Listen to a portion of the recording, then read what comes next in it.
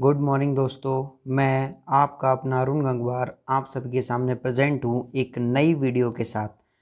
आज हम बात करेंगे ब्रह्मांड से रिलेटेड जो भी मैटर है उसके बारे में। ठीक है कि ब्रह्मांड है क्या, कैसे बना है, क्या क्या चीज़ें हैं ब्रह्मांड में, ग्रह क्या हैं, इन सभी टॉपिक्स को वन बाय वन करके पूरा अच्छे से समझेंगे। ठीक है, चलिए आगे बढ़ते हैं हम।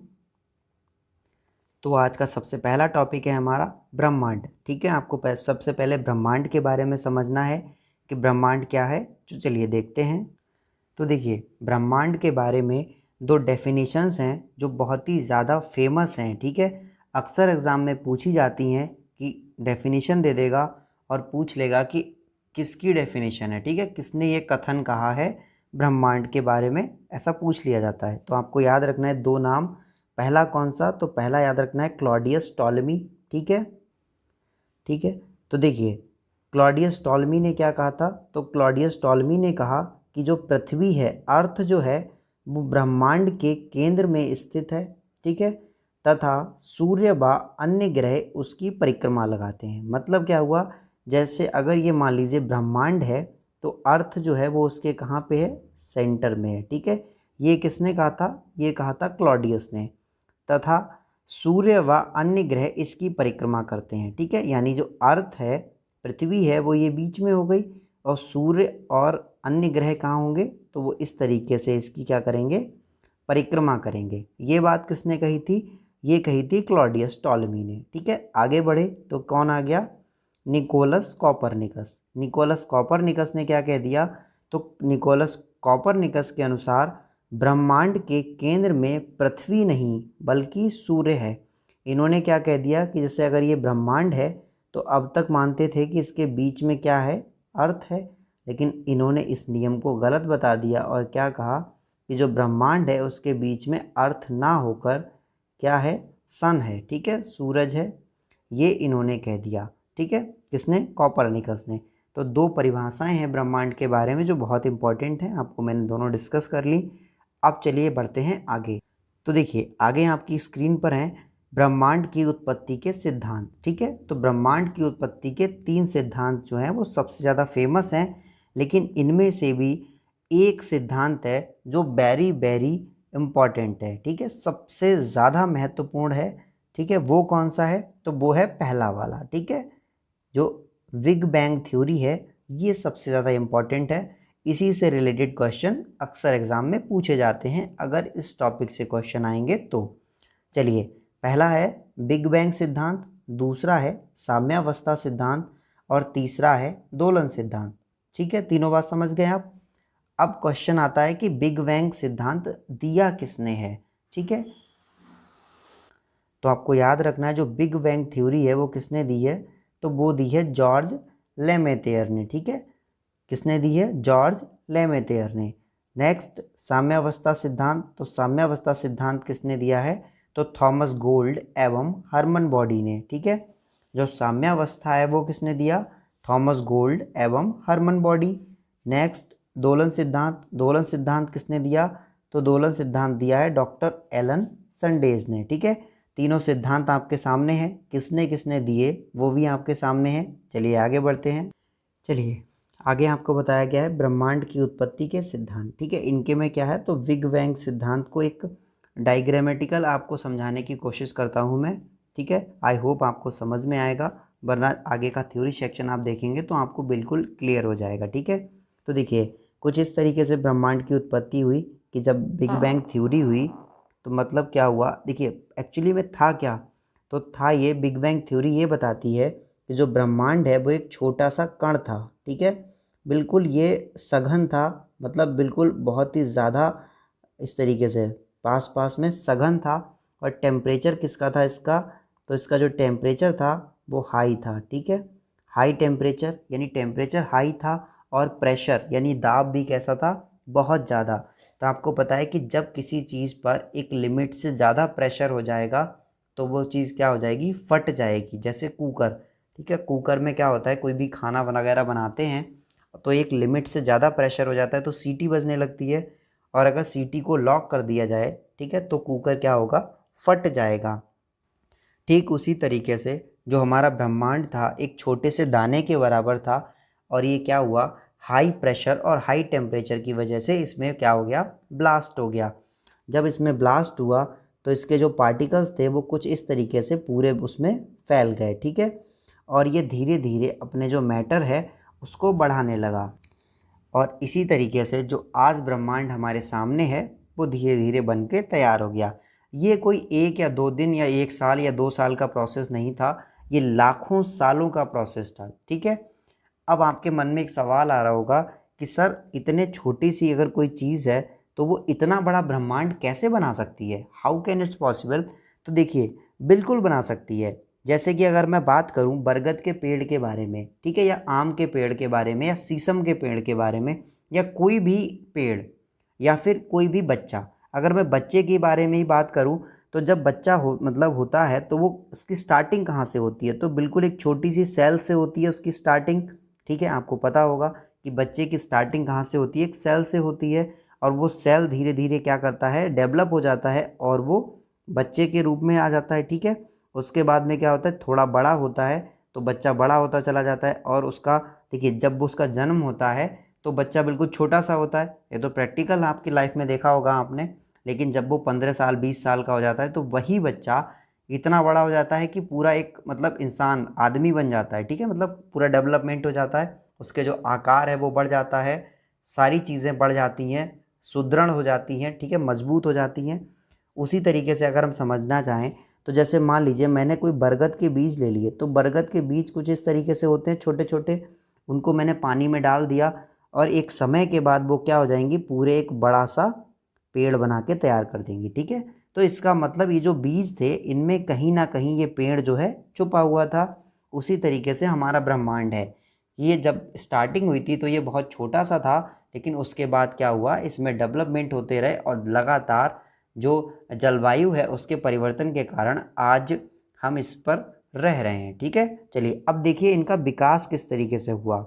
तो देखिए यदि हम विकास की बात करें तो सबसे पहले क्या हुआ कि देखिए लिखा हुआ है फर्स्ट सेकंड, ठीक है, जैसे ही ब्लास्ट हुआ, बिग बैंग थ्योरी हुई, ठीक है, बिग बैंग हुआ, ब्लास्ट हुआ, तो ये सारे पार्टिकल्स इस तरीके से टूट गए, ठीक है। टूटने के बाद क्या हुआ, आफ्टर 3 मिनट्स, ठीक है, 3-4 मिनट के बाद क्या हुआ, ये आपस में मिलना शुरू हो गए और इस तरीके से रिएक्शन करने लगे, ठीक है। उसके बाद क्या हुआ, जब 3 लाख साल बीत गए तो 3 लाख साल के बाद क्या हुआ, ये छोटी छोटी सेल्स बनना स्टार्ट हो गई, आपको ग्रीन ग्रीन दिख रही होंगी, ये सेल्स बनना स्टार्ट हो गई।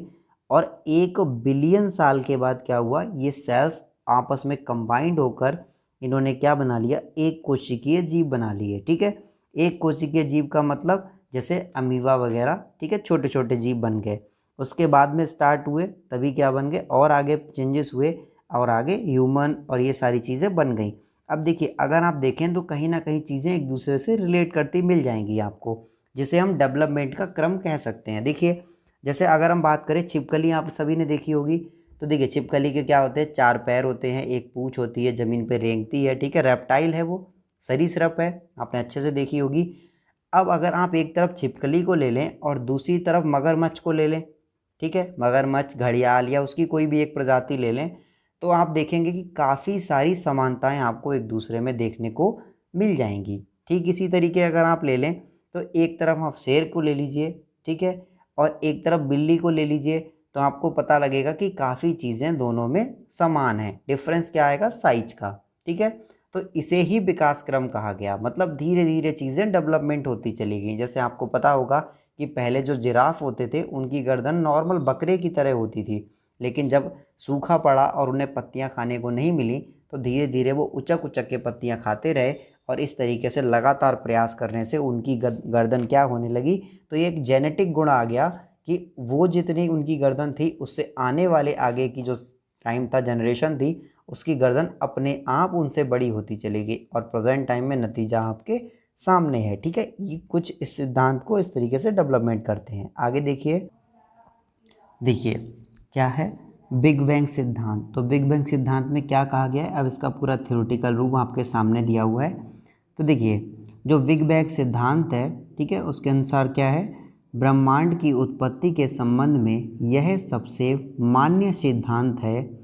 इसका प्रतिपादन बेल्जियम के खगोल शास्त्री एवं पादरी जॉर्ज लेमेंथियर ने किया था। ठीक है, इसके अनुसार बिग बैंग सिद्धांत के अनुसार आज से लगभग 13.8 अरब वर्ष पहले वर्तमान ब्रह्मांड एक अत्यधिक सघन एवं अत्यंत उच्च तापमान वाले एकल पिंड के रूप में था। ये पॉइंट आपको समझने वाला है। देखिए क्या लिखा हुआ, सघन एवं अत्यंत उच्च तापमान है। सघन का मतलब बहुत ही, जिसमें बहुत ही नज़दीक कोई भी चीज़ हो, मतलब एक छोटी सी चीज़ है, प्रेशर बहुत है उसमें, जो मैंने आपको एक पॉइंट के रूप में बताया था, ये वही बात बता रहा है। ठीक है, आगे, इस पिंड में एक विस्फोट हुआ जिससे इसमें निहित पदार्थों का बिखराव प्रारंभ हो गया और कालांतर में इन्हीं पदार्थों के समूहन से ब्रह्मांडीय पिंडों एवं आकाशगंगाओं का निर्माण हुआ। इसमें पुनः विस्फोट से निकले पदार्थों के समूहन से बने असंख्य पिंड तारे कहलाए। ठीक है, ये पूरा इसका लिखित रूप हो गया। समझाने की बात रही, मैं आपको समझा चुका हूँ कि पहले ब्रह्मांड जो था बहुत छोटा सा रूप था उसका, लेकिन इसमें इतना ज़्यादा प्रेशर हो गया, इतना ज़्यादा टेम्परेचर हो गया कि ये ब्लास्ट हो गया, और ये ब्लास्ट को ही क्या कहा गया, तो उसे ही बिग बैंग सिद्धांत कहा गया, बिग बैंग थ्योरी कहा गया। ठीक है, उसके बाद क्या हुआ, जब ब्लास्ट हो गया तो ये अपने आप धीरे धीरे बढ़ना स्टार्ट हो गया। ठीक है, इसका डेवलपमेंट स्टार्ट हो गया, इसका एरिया जो है वो बढ़ता चला गया। ठीक है, फिर बहुत समय के बाद धीरे धीरे मौसम परिवर्तन हुए, जलवायु परिवर्तन हुए और ये मानव के रहने लायक हो गया। चलिए आगे बढ़ते हैं। ठीक है, देखिए नेक्स्ट टॉपिक है हमारा आकाशगंगा। आकाशगंगा में क्या इंपॉर्टेंट है वो समझिए। देखिए, मैंने फालतू की चीज़ों को इंक्लूड नहीं किया है, जो पेपर में अक्सर रिपीटेड होते हैं, पूछे जाते हैं या फिर संभावित हैं, मतलब जिनकी संभावनाएं हैं पूछी जाने की, वही चीज़ों को, टॉपिक को कवर किया है। ठीक है, इसके अलावा अगर आप MCQ की वो वीडियो देखना चाहते हैं तो MCQ की पहले भी वीडियोस अपलोड हैं। ठीक है, ज्योग्राफी की MCQ की वीडियो अपलोड है। इसके अलावा टॉपिक कंप्लीट होने के बाद इन्हीं टॉपिक से जो रिलेटेड क्वेश्चन आंसर हैं, संभावित पेपर में पूछे जाने वाले या जो क्वेश्चन ऑलरेडी पूछे जा चुके हैं, उन सभी की जो है एक वीडियो आपको मिल जाएगी। ठीक है, उसका PDF भी आपको मिल जाएगा। अगर आपको PDF चाहिए है तो आप इस टेलीग्राम लिंक को ज्वाइन कर सकते हैं। ठीक है, स्टडी विद वीरू को आप ज्वाइन कर सकते हैं और PDF पा सकते हैं। ये बिल्कुल फ्री ऑफ कॉस्ट है। चलिए देखते हैं। ब्रह्मांड में लगभग 100 अरब आकाशगंगाएं हैं। कभी नहीं पूछा जाता कितनी आकाशगंगा हैं। आगे देखिए, एंड्रोमेडा हमारी आकाशगंगा मंदाकिनी के सबसे निकट आकाशगंगा है। बहुत बार ये क्वेश्चन पूछा जाता है कि हमारी आकाशगंगा के निकट कौन सी आकाशगंगा है, तो आपको याद रखना है कि जो एंड्रोमेडा है, ठीक है, एंड्रोमेडा जो है वो सबसे पास में है। ठीक है, आगे देखिए, मंदाकिनी की आकृति सर्पिल है। ये भी पॉइंट बहुत इंपॉर्टेंट है, अक्सर पूछा जाता है कि आकृति कैसी है, तो आपको याद रखना है जो आकृति है वो सर्पिल है। ठीक है, हमारी आकाशगंगा के व्यास 1 लाख प्रकाश वर्ष है। देखिए यहाँ पे एक चीज़ आई, प्रकाश वर्ष। ठीक है, तो प्रकाश वर्ष क्या है, तो प्रकाश वर्ष को इंग्लिश में कहते हैं लाइट ईयर। और यहाँ पे आपको वर्ष शब्द से कंफ्यूज नहीं होना है। एक्चुअल में जो वर्ष होता है वो किसका मात्रक होता है, टाइम का। लेकिन यहाँ पे जो प्रकाश वर्ष है ये टाइम का मात्रक ना होकर किसका मात्रक है, डिस्टेंस का, दूरी का। ठीक है, और इसमें होता क्या है, प्रकाश वर्ष का मतलब है निर्वात में एक वर्ष में प्रकाश के द्वारा चली गई दूरी। ठीक है, कितना क्या कहलाती है, तो एक प्रकाश वर्ष कहलाती है। ठीक है, फाइनली आपको बस इतना ही याद रखना है कि जो प्रकाश वर्ष है वो किसका मात्रक है, तो वो दूरी का मात्रक है। आगे देखिए, सूर्य हमारी आकाशगंगा का एक तारा है। इम्पॉर्टेंट पॉइंट है, पूछ लिया जाता है कि सूर्य है क्या, तो सूर्य एक तारा है। ये भी पूछ लिया जाता है कि सूर्य किससे किससे बना है, क्या क्या गैसें हैं सूर्य में, किस तरीके से उसका जो चीज़ें हैं वो किस तरीके से कंप्लीट करता है, कौन सी रिएक्शन होती है जिसकी वजह से सूर्य से एनर्जी निकलती है। ठीक है, सारी आगे बताएंगे आप, बस वीडियो को आप लास्ट तक देखिए। ये वीडियो आपके लिए बहुत ही ज़्यादा हेल्पफुल साबित होगा। चलिए आगे बढ़ते हैं। यह आकाशगंगा की परिक्रमा 20 करोड़ वर्षों से भी अधिक समय में से कर रहा है। ठीक है, इसकी परिक्रमा कर रहा है 20 करोड़ से भी ज़्यादा समय से। ठीक है, आगे प्रैक्सिमा सेंचुरी सूर्य का निकटतम तारा है। इम्पॉर्टेंट पॉइंट है। कौन कौन से पॉइंट इंपॉर्टेंट है? पहला तो एंड्रोमेडा इम्पॉर्टेंट है। एंड्रोमेडा क्या है? सबसे पास है, ठीक है। दूसरा पॉइंट इंपॉर्टेंट है सर्पिलाकार वाली, ठीक है, जो मंदाकिनी का आकार है कैसा है? सर्पिलाकार है। तीसरा पॉइंट इंपॉर्टेंट क्या है? तो तीसरा पॉइंट इंपॉर्टेंट है कि सूर्य एक्चुअल में है क्या? तो सूर्य एक तारा है, ठीक है। आपको याद रखना है सूर्य जो है एक स्टार है, एक तारा है। नेक्स्ट फोर्थ नंबर पे क्या इंपॉर्टेंट है इसमें? चौथा पॉइंट इंपॉर्टेंट है जो प्रॉक्सिमा सेंचुरी है वो क्या है? तो प्रॉक्सिमा सेंचुरी सूर्य का निकटतम तारा है, ठीक है, सबसे पास में है सूर्य के। चलिए आगे बढ़ते हैं। तो देखिए नेक्स्ट में है क्या? सौरमंडल, ठीक है। सौरमंडल क्या है? तो सौरमंडल को इंग्लिश में कहते हैं सोलर सिस्टम। सोलर सिस्टम का मतलब क्या है कि इसके अंतर्गत सभी ग्रह, उपग्रह, जो भी चीज़ें हैं वो सारी आ जाएंगी, ठीक है। तो इसकी परिभाषा कुछ इस तरीके से है, सूर्य एवं उसके चारों ओर भ्रमण करने वाले, भ्रमण का मतलब घूमने वाले, ठीक है, भ्रमण करने वाले 8 ग्रह, 172 उपग्रह, धूमकेतु, उल्काएं एवं क्षुद्र ग्रह संयुक्त रूप से सौरमंडल कहलाते हैं, ठीक है। ग्रह कितने हैं? तो आपको याद रखना है जो ग्रह हैं वो कितने हैं? 8 हैं। जो उपग्रह हैं वो कितने हैं? तो 172 हैं, ठीक है, 172 उपग्रह हैं। अब आपको याद रखना है जो मेन ग्रह हैं वो कौन से हैं? तो वो हैं बुध, शुक्र, पृथ्वी, मंगल, ठीक है, बुध, शुक्र, पृथ्वी, मंगल, बृहस्पति, उसके बाद शनि, अरुण, वरुण। ये तो हो गए ग्रह, ठीक है।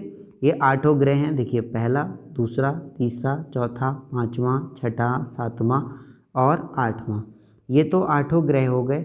172 उपग्रह हैं। अक्सर क्वेश्चन पूछ लिया जाता है कि क्या किसी भी ग्रह के एक से ज़्यादा उपग्रह हो सकते हैं? तो बिल्कुल हो सकते हैं। जैसा कि हम मंगल की बात करें तो मंगल के कितने उपग्रह हैं? तो मंगल के 2 उपग्रह हैं, डिवोस और फोबोस। अगर मैं आपसे क्वेश्चन पूछूं कि बुध का क्या कोई उपग्रह है? तो आप कहेंगे सर नहीं। बुध और शुक्र 2 ऐसे ग्रह हैं जिनका कोई भी उपग्रह नहीं है, ठीक है। एक और क्वेश्चन इंपॉर्टेंट है कि जो हमारी अर्थ है वो किस डायरेक्शन की तरफ घूमती है? तो आपको याद रखना है जो हमारी अर्थ है वो पश्चिम से पूर्व की तरफ घूमती है, ठीक है। उसकी जो रोटेटिंग का जो डायरेक्शन होता है वो क्या होता है? पश्चिम से पूर्व की तरफ। इसीलिए जितनी भी नदियां हैं वो कैसी बहती हैं? पश्चिम से पूर्व की तरफ। चलिए आगे देखते हैं सन के बारे में, सूरज के बारे में। तो देखिए सूर्य जो कि सौरमंडल का जन्मदाता है, एक तारा है जो ऊर्जा और प्रकाश प्रदान करता है। सूर्य की ऊर्जा का स्रोत उसके केंद्र में हाइड्रोजन परमाणुओं का नाभिकीय संलयन एवं, ठीक है, संलयन द्वारा हीलियम परमाणुओं में बदलना है, ठीक है। ये तो रहा सूरज के बारे में। इसमें इनका कहने का मतलब क्या है कि 2-3 मतलब हैं। पहला तो मतलब ये है कि जो सूरज है उसमें है क्या क्या? तो देखिए जो सूरज है उसमें एक गैस होती है मेन, और उसका नाम क्या है? तो उसका नाम है हाइड्रोजन, ठीक है।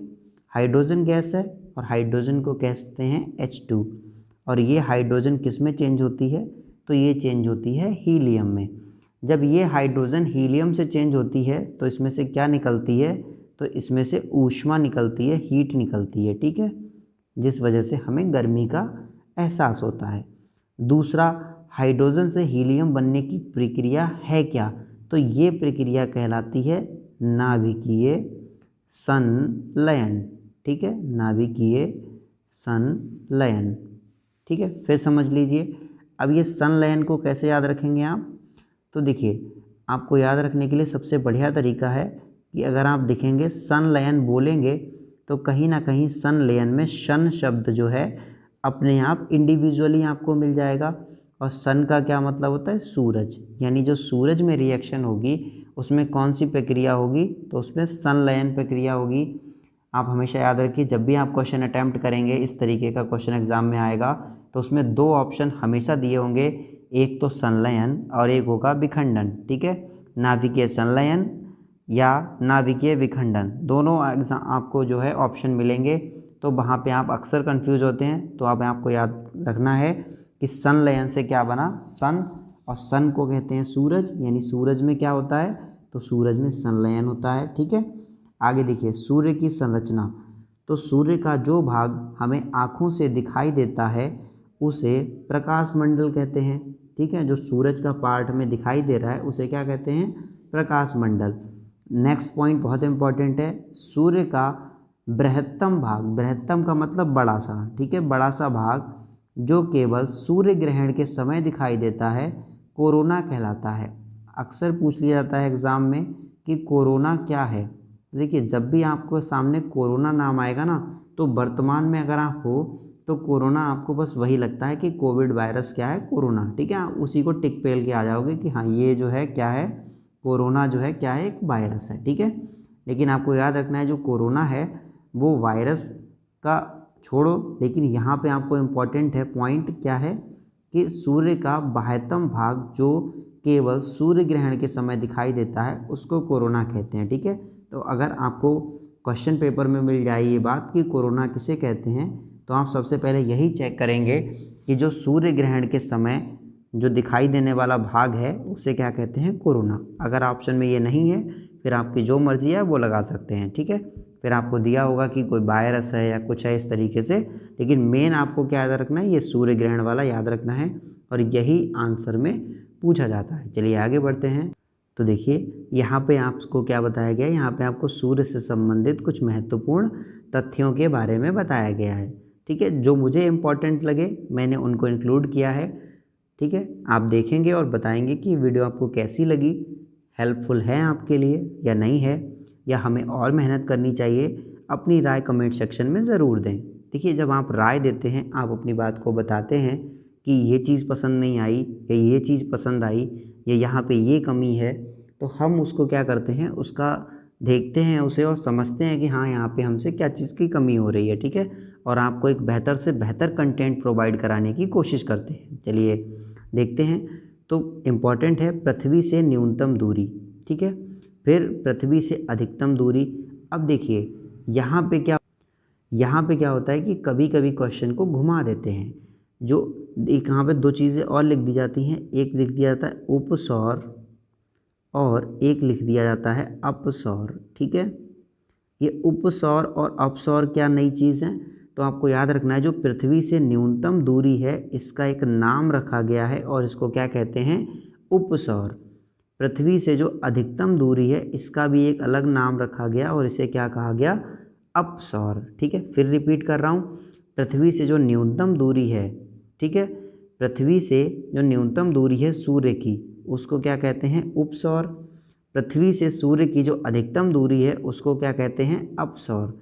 आगे देखिए है कितनी, तो जो न्यूनतम दूरी है वो 14.70 है, जो अधिकतम दूरी है वो कितनी है, 15.21 करोड़ किलोमीटर है, ठीक है। बट अगर एक रेशियो वैल्यू मानी जाए तो कितनी निकलती है, तो 14.98 करोड़ किलोमीटर, ठीक है, करोड़ किलोमीटर। अगर एक मतलब रेशियो वैल्यू मान लें, ठीक है, तो कितनी निकलती है 14.98। और न्यूनतम दूरी की बात करें तो 1470, अधिकतम दूरी की बात करें तो 1521। जो न्यूनतम दूरी है उसे क्या कहते हैं, उसे उपसौर कहते हैं, अधिकतम दूरी को क्या कहते हैं, अपसौर कहते हैं। चलिए आगे देखिए, पृथ्वी से मध्य दूरी, ठीक है, मतलब एवरेज वही जो हमने आपको बताया कितना है, 14.98 करोड़ किलोमीटर। आगे देखिए व्यास कितना है, 13,92,000, ठीक है, यहाँ पे कॉमा यहाँ पे कॉमा, यानी कितना हो गया, 13,92,000। आगे देखिए आयतन पृथ्वी से 13 लाख गुना बड़ा है, ठीक है। आगे देखिए केंद्र का ताप, जो सूर्य के केंद्र का ताप है वो कितना है, तो वो 15 मिलियन डिग्री सेंटीग्रेड है, ठीक है। आगे ऊर्जा का उत्सर्जन, कितनी ऊर्जा उत्सर्जित करता है सन, तो ऊर्जा करता है 10⁻26 मल्टीप्लाई जूल अपॉन सेकेंड। ये जूल अपॉन सेकेंड क्या है, तो ये उसका यूनिट है। चलिए आगे बढ़ते हैं। सूर्य की आयु, ठीक है। सूर्य की आयु कितनी हो गई है, तो 5 बिलियन वर्ष जो है लगभग इसकी आयु हो चुकी है। और कब तक रहेगी, ठीक है, तो 10 बिलियन वर्ष जो होती है, किसी भी तारे का जो जीवन काल होता है वो लगभग 10 बिलियन वर्ष होता है। तो 5 बिलियन वर्ष कंप्लीट हो चुके हैं, यानी जो सन है वो लगभग कितने साल और काम करेगा, तो 5 बिलियन वर्ष और काम करेगा, ठीक है। उसके बाद वो ख़त्म हो जाएगा। चलिए देखिए, सूर्य के प्रकाश की पृथ्वी तक पहुंचने में लगा समय, ठीक है। तो जो सूर्य का प्रकाश है उसे पृथ्वी तक पहुंचने में कितना समय लगता है, तो 8 मिनट 20 सेकंड। बिल्कुल घसीटा क्वेश्चन है, अक्सर एग्जाम में टपक पड़ता है, ठीक है। कितने मिनट लगते हैं, 8 मिनट 20 सेकंड।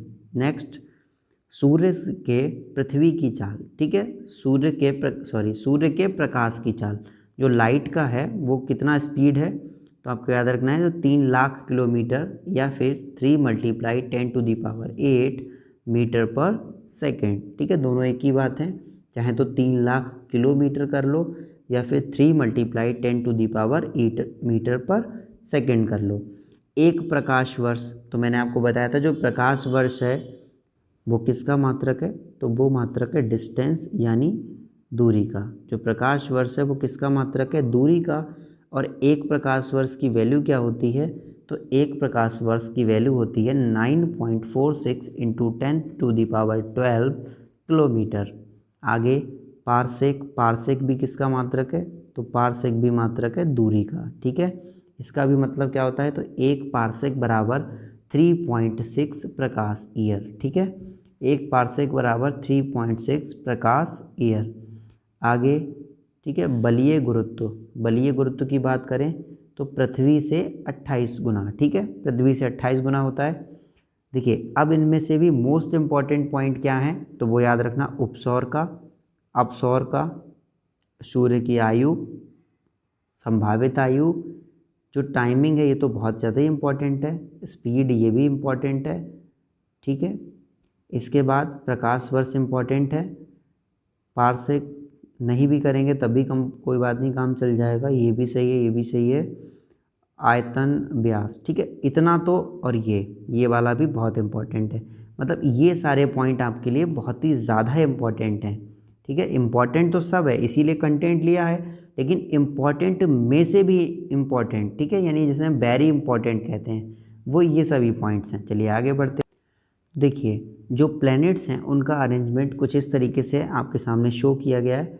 मर्क्यूरी, वीनस, अर्थ, मार्स, ठीक है, जुपिटर, ठीक है, स्टर्न, यूरेनस और नेपच्यून। देखिए, मर्क्यूरी को क्या कहते हैं, बुध, वीनस को क्या कहते हैं, शुक्र, अर्थ पृथ्वी, मार्स मंगल, जुपिटर को क्या कहते हैं, बृहस्पति, ठीक है, स्टर्न को क्या कहते हैं, शनि, ठीक है, यूरेनस को क्या कहते हैं, वरुण, और यूरेनस को क्या कहते हैं, अरुण, और नेपच्यून को क्या कहते हैं, वरुण, ठीक है।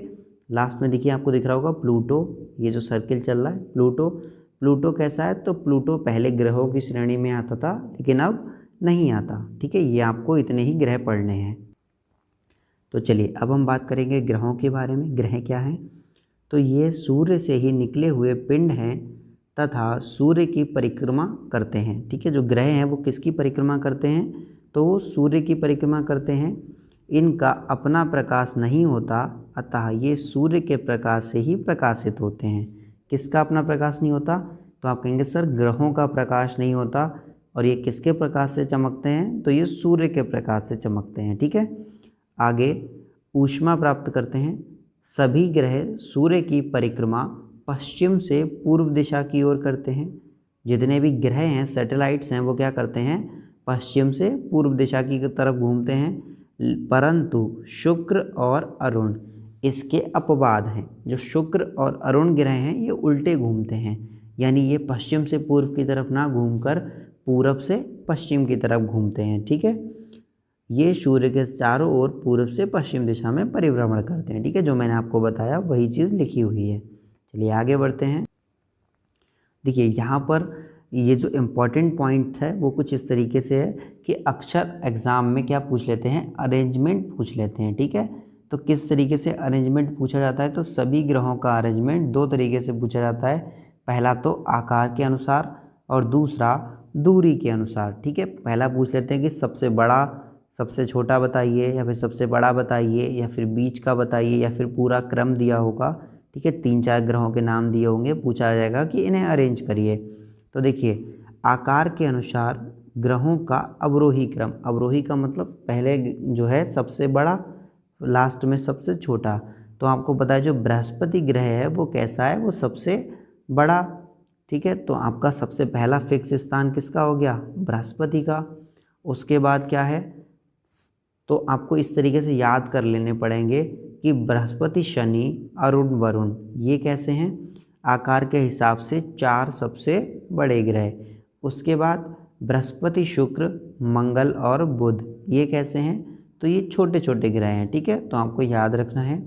अगर नेक्स्ट में बात करें कि दूरी के अनुसार बताओ, तो दूरी के अनुसार कैसे बताएंगे, तो दूरी के अनुसार बुध, शुक्र, पृथ्वी, मंगल, बृहस्पति, शनि, अरुण और वरुण। ठीक है, आप इस तरीके से आसानी से इन्हें याद कर सकते हैं।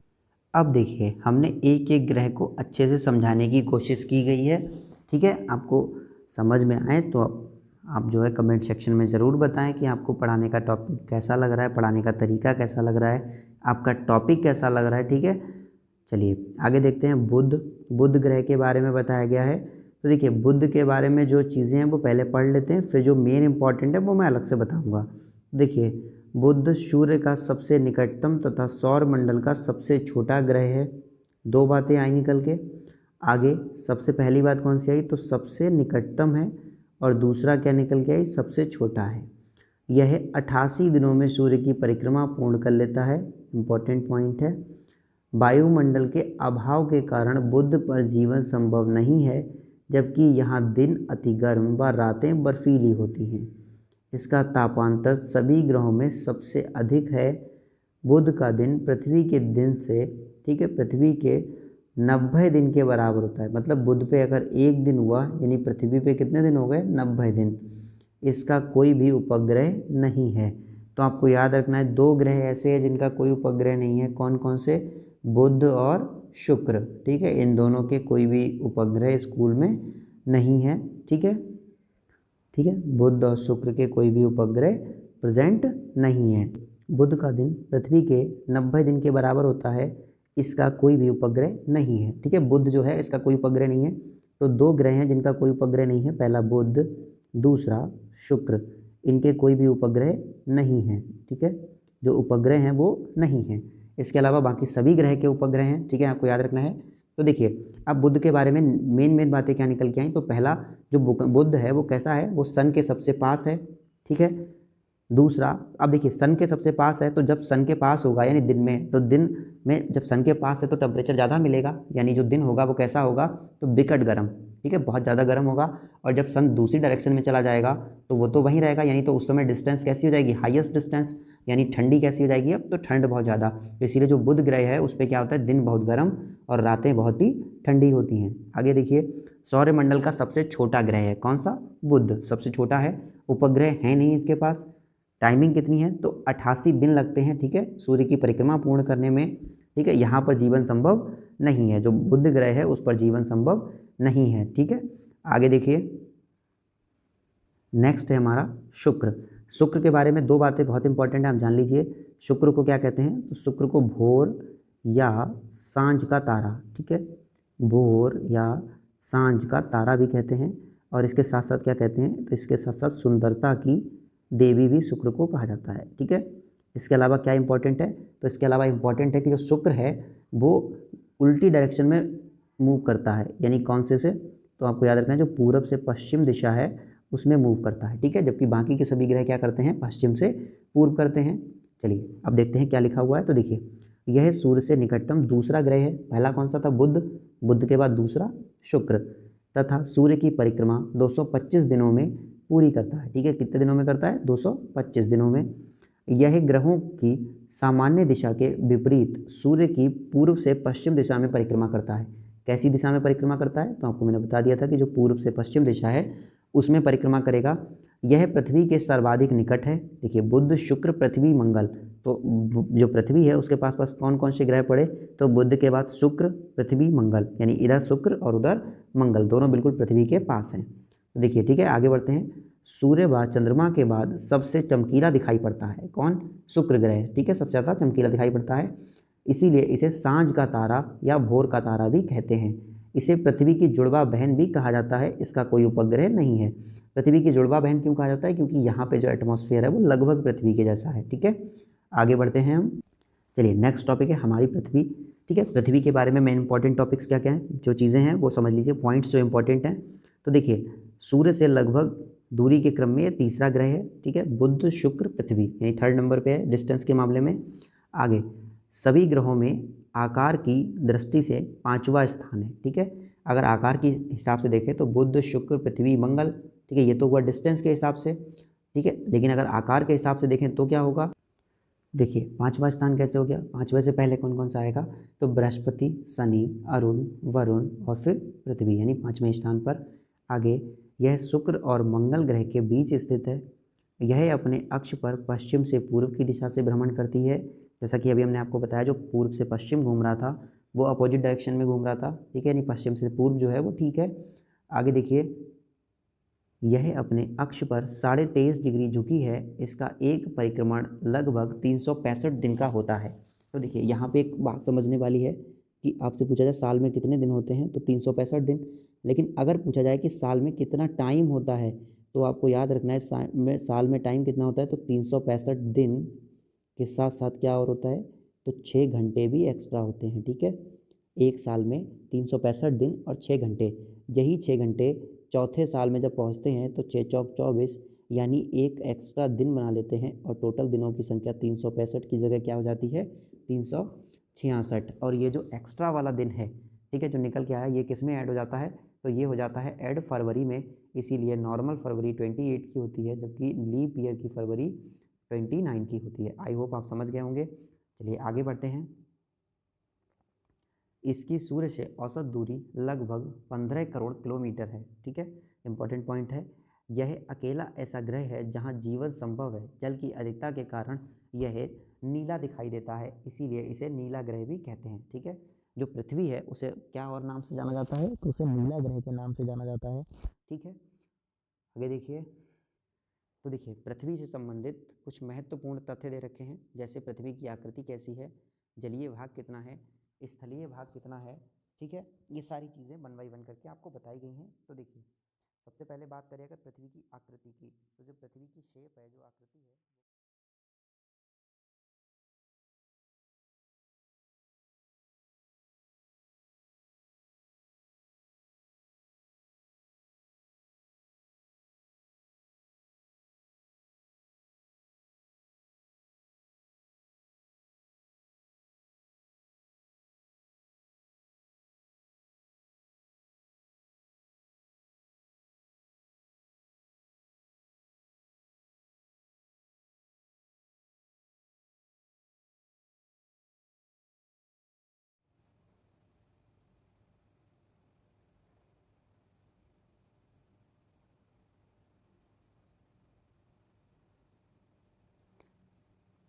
तो देखिए आगे हम बात करेंगे धरातल का क्षेत्रफल, ठीक है, धरातल का क्षेत्रफल कितना है, तो 51.1 करोड़ वर्ग किलोमीटर, ठीक है, इतना इसका क्षेत्रफल है। आगे देखिए परिभ्रमण और परिक्रमण, ठीक है, दोनों में अंतर होता है।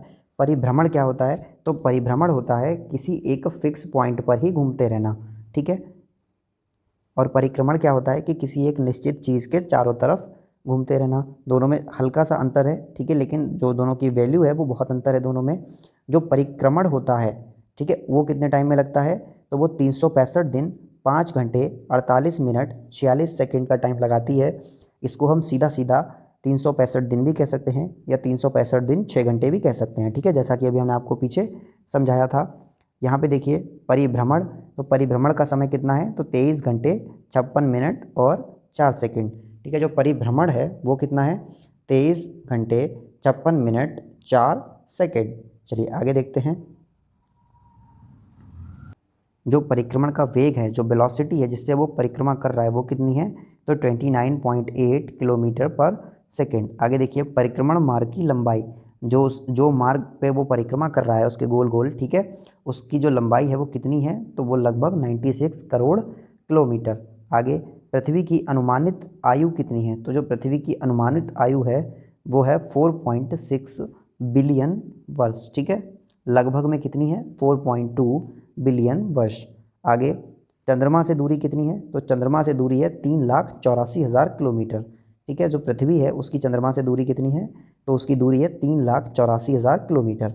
आगे, समुद्र तल से स्थल की सर्वाधिक ऊंचाई, ठीक है, समुद्र तल से स्थल की सर्वाधिक ऊंचाई कितनी है, 8,848 मीटर। और ये किसकी है, तो ये आपको याद रखना है जो माउंट एवरेस्ट चोटी है उसकी है, ठीक है, 8,848। अगला, जो पृथ्वी का द्रव्यमान है वो कितना है, तो पृथ्वी का द्रव्यमान 5.97 इंटू 10⁻24 टन है, ठीक है। आगे, आयतन की बात करें अगर, तो पृथ्वी का आयतन कितना है, तो पृथ्वी का आयतन है 10.83 मल्टीप्लाई 10⁻11 घन किलोमीटर, ठीक है। आगे, समुद्र तल में सागर की सर्वाधिक गहराई, ठीक है, जो समुद्र तल है उसमें सागर की अधिकतम गहराई पता करनी है तो कितनी हो जाएगी, 11,033 मीटर, ठीक है, कितनी है, 11,033 मीटर। चलिए आगे बढ़ते हैं। चलिए आगे देखते हैं मंगल ग्रह के बारे में। मंगल ग्रह के बारे में कुछ इंपॉर्टेंट पॉइंट्स हैं, देख लीजिए आप। तो मंगल ग्रह के बारे में क्या है, यह सूर्य से दूरी के क्रम में पृथ्वी के बाद चौथा ग्रह है। यह सूर्य की परिक्रमा 687 दिनों में पूरी करता है। मंगल की सतह लाल होने के कारण इसे लाल ग्रह कहा जाता है, ठीक है। अब ये लाल होती क्यों है, तो आपको याद रखना है जो लाल होती है वो किस वजह से होती है, तो वो होती है आयरन ऑक्साइड के कारण, ठीक है। जो आयरन ऑक्साइड है इसकी वजह से ही जो वहाँ की जो सतह है वो कैसी है, वो रेड कलर की है, ठीक है, लाल है। मंगल की लाल सतह होने के कारण इसे लाल ग्रह भी कहा जाता है, इंपॉर्टेंट है। फीबोस तथा डीमोस, ठीक है, फोबोस तथा डीमोस इस ग्रह के दो उपग्रह हैं। डीमोस सौरमंडल का सबसे छोटा उपग्रह है, ठीक है, सबसे छोटा, ये छोटू कौन सा है, डीमोस है, सबसे छोटा है। इस ग्रह का सबसे ऊंचा पर्वत निक्स ओलंपिया है जो माउंट एवरेस्ट से 3 गुना ऊंचा है। पृथ्वी के अलावा एकमात्र ऐसा ग्रह जिस पर जीवन की संभावना व्यक्त की जा सकती है। सूर्य से दूरी 22.79 करोड़ किलोमीटर है, ठीक है, इतनी बातें आपको याद रखनी है। आगे बढ़ते हैं। नेक्स्ट है हमारा बृहस्पति, ठीक है, बृहस्पति को क्या कहते हैं, तो जुपिटर कहते हैं। मेन पॉइंट क्या है, तो यह सौरमंडल का सबसे बड़ा ग्रह है। कौन सा ग्रह सबसे बड़ा है, तो बृहस्पति है, ठीक है, जो सूर्य की परिक्रमा 11.9 वर्ष में करता है। इसके 67 उपग्रह हैं जिनमें गैनीमीड सबसे बड़ा उपग्रह है, ठीक है। अगर पूछा जाए कि पूरे ब्रह्मांड में सबसे बड़ा उपग्रह कौन सा है, तो वो कौन सा है, तो वो गैनीमीड है। और किसका है, तो बृहस्पति का है, ठीक है। बृहस्पति को लघु सौर तंत्र भी कहते हैं। यहाँ का वायुमंडलीय दाब पृथ्वी के वायुमंडलीय दाब की तुलना में 1 करोड़ गुना अधिक है, ठीक है। यहाँ तारा और ग्रह दोनों के गुणों से युक्त होता है क्योंकि इसके पास स्वयं की रेडियो ऊर्जा है, ठीक है, किसके पास, बृहस्पति के पास, ठीक है, अपनी खुद की ऊर्जा है। नेक्स्ट है हमारा शनि, ठीक है। शनि के बारे में क्या है, तो यह आकार में दूसरा सबसे बड़ा, ठीक है, बृहस्पति, शनि, अरुण, वरुण, ये सीक्वेंस होता है। तो जो शनि है वो कौन से नंबर पे आया, तो अगर आकार के हिसाब से बात करें तो वो कौन से नंबर पे है, दूसरे नंबर पे, ठीक है। शनि को गैसों का गोला, ठीक है, जो शनि ग्रह है उसे क्या कहा जाता है, गैसों का गोला एवं गैलेक्सी समान ग्रह भी कहा जाता है, ठीक है। या तो गैसों का गोला कहा जाता है या फिर क्या कहा जाता है, तो गैलेक्सी समान ग्रह भी कहा जाता है। अब तक इसके 62 उपग्रहों का पता लगाया जा चुका है।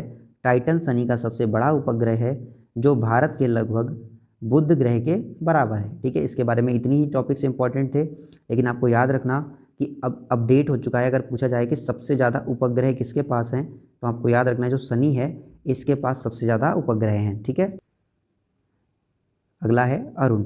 अरुण के बारे में क्या है, तो देखिए अरुण की खोज कब हुई, तो 1781 ईस्वी में सर विलियम हर्शेल द्वारा की गई थी, ठीक है। अरुण ग्रह की खोज किसने की, तो 1781 ईस्वी में सर विलियम हर्शेल द्वारा की गई। यह सौरमंडल का 7वां और आकार में तीसरा जो है सबसे बड़ा ग्रह है, ठीक है।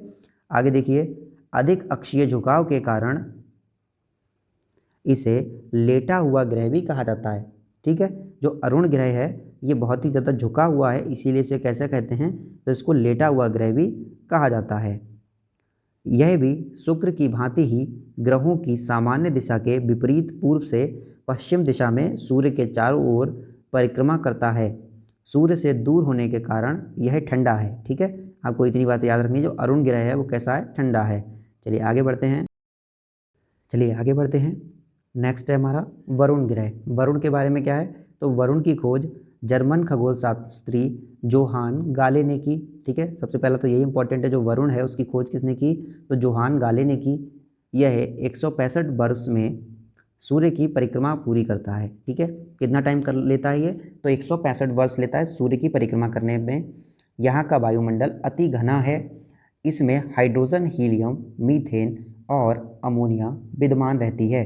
यह ग्रह हल्का पीला दिखाई देता है। इसके 13 उपग्रह हैं, इनमें ट्रिटोन व मैरिड प्रमुख हैं। ठीक है, दोनों दिए हुए हैं, ट्रिटोड और मैरिड। आगे बढ़ते हैं नेक्स्ट में। देखिए अगर हम ग्रहों की बात कर लें तो ग्रहों में थ्योरी के साथ साथ कुछ क्वेश्चन ऐसे होते हैं जो रिपीट होते हैं और बिल्कुल डायरेक्ट पूछे जाते हैं। ठीक है, कैसे आएगा, तो इस तरीके से आएगा। क्वेश्चन होगा सूर्य से सबसे निकटतम ग्रह कौन सा है, आपको सीधा ऑप्शन में से आंसर लगाना होगा। नेक्स्ट, पृथ्वी से सबसे निकटतम ग्रह कौन सा है। अगला, सर्वाधिक गर्म ग्रह बताइए। सूर्य से सबसे दूर ग्रह बताइए। ठीक है, तो ये क्या हो जाएंगे, 1 बाय 1 करके क्वेश्चन बन जाते हैं। ठीक है, इनका आंसर मैंने आपको ले लिया है। देखिए, तो अगर मैं बात करूँ सूर्य से सबसे निकट में कौन है, तो आपको पता है कि बुध, शुक्र, पृथ्वी, मंगल। ठीक है, सबसे पास में कौन है, पहले नंबर वाला, यानी जो बुध ग्रह है वो सूर्य के सबसे पास है। आगे, पृथ्वी से सबसे निकटतम ग्रह कौन सा है, तो देखिए पृथ्वी की अगर निकटतम की बात करें तो बुध, शुक्र, पृथ्वी, मंगल। ठीक है, कौन कौन से हो गए, बुध, शुक्र, पृथ्वी, मंगल। ठीक है, तो इसमें कहाँ पे आया, बुध के बाद आया शुक्र, फिर पृथ्वी और फिर मंगल। अब अगर पूछा जाए कि पृथ्वी के पास में कौन कौन से ग्रह हैं, तो आप क्या बताएंगे, तो आप बताएंगे शुक्र और मंगल दोनों पृथ्वी के कैसे हैं, पास में हैं। तो देखिए आंसर हो जाएगा पृथ्वी के सबसे निकट कौन सा है, तो शुक्र है। आगे, सर्वाधिक गर्म ग्रह कौन सा है, तो सबसे ज़्यादा गर्म ग्रह कौन सा है, जो सबसे ज़्यादा चमकीला होता है, और सबसे ज़्यादा चमकीला होता है इसीलिए उसे क्या कहते हैं, तो उसे सुंदरता की देवी, भोर का तारा या सांझ का तारा कहते हैं। मतलब कौन सा नाम हो गया, शुक्र ग्रह। सूर्य से सबसे दूर ग्रह, तो आपको पता है दूरी के बारे में, बुध, शुक्र, पृथ्वी, मंगल, बृहस्पति, शनि, अरुण, वरुण। ठीक है, तो सबसे दूर कौन सा ग्रह हो गया, लास्ट वाला, वरुण। सबसे बड़ा ग्रह कौन सा है, तो सबसे बड़ा है बृहस्पति। ठीक है, ये सबसे बड़ा है।